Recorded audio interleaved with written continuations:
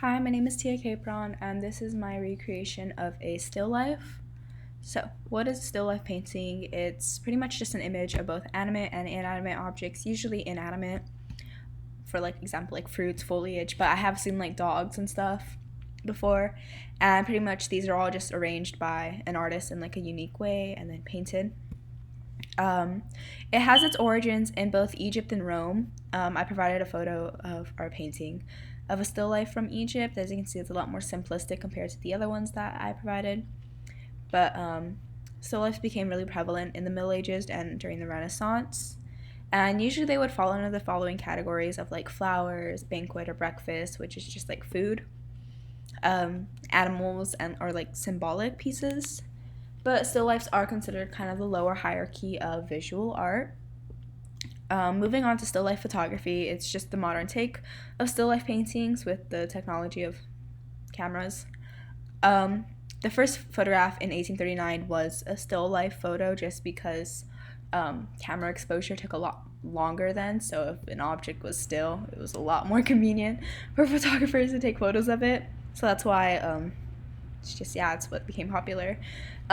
Still life photography is still a very popular choice for especially like visual marketing. If you ever been to a store and you've seen like photos of fruits on their walls, that's still life photography. But again, it is considered like the lower hierarchy of visual art. Yeah. Anyways, moving on to my process of shooting still life. The first step was to take over the kitchen. I made a backdrop out of this blanket by just thumbtacking it to the wall and like adding a little drape in the middle.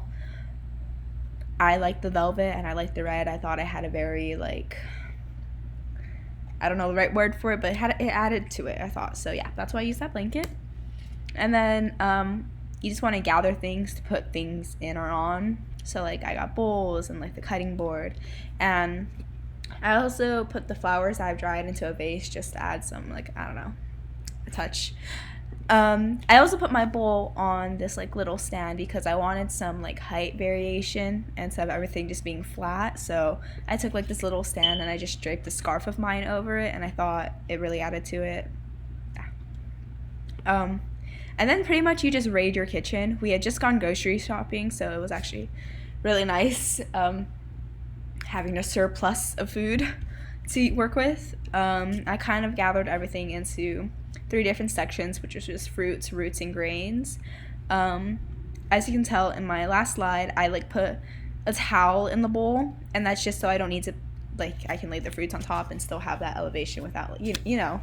It just made my life a lot easier, and I pretty much just played with everything until I thought it laid very naturally and it looked appealing to the eye. And also, I put a toothpick in the bread to hold it up. I thought that was a fun touch. And the rice is in a soup ladle spoon. So, yeah. This was my final product. I'm actually very proud of it. I'm calling it College Students Went Grocery Shopping because we had gone grocery shopping that day, and it was a very monumental moment for us.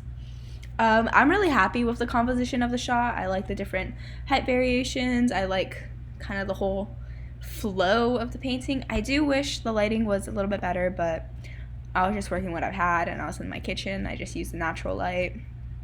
I did my best. But yeah, I'm really proud of it. My photo would fall under the banquet and breakfast category just because there's food and stuff and all that.